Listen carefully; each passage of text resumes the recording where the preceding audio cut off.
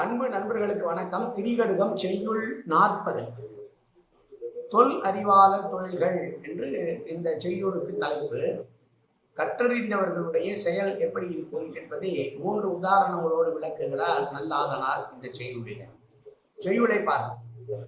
வெகுளி நுணுக்கம் விரலும் மகளிர்கட்கு ஒத்த ஒழுக்கம் உடைமையும் பார்த்து உண்ணும் நல் அறிவாண்மை தலைப்படலும் இம்மூன்றும் தொல் அறிவாளர் தொழில். எவ்வளவு சினம் வந்தாலும் தன்னுடைய சினத்தை அடக்கக்கூடிய மனிதனாக இருப்பவன் நல்ல கற்றறிந்தவனாக இருப்பான். சினத்தை வெளிப்படுத்தாமல் சினத்தை அடக்கக்கூடிய நிலைமையிலே உள்ளவனாக இருப்பவன். மகளிருக்கு மட்டும்தான் கற்பு என்பது கிடையாது, ஆணுக்கும் கற்பு உண்டு. எனவே தனக்கு உரிய பெண்களை தவிர மற்ற பெண்களை நினைத்து பார்க்காத தன்மை உடைய ஒத்த ஒழுக்கமுடையவனாக இருப்பான்.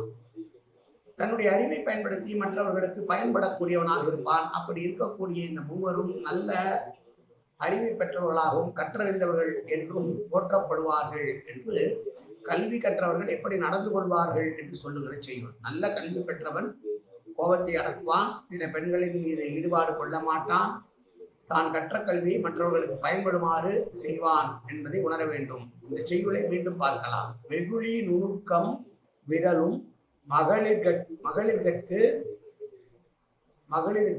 ஒத்த ஒழுக்கம் உடைமையும் பார்த்து உண்ணும் நல் அறிவாண்மை தலைப்படலும் இம்மூன்றும் தொல் அறிவாளர் தொழில். நன்றி, வணக்கம்.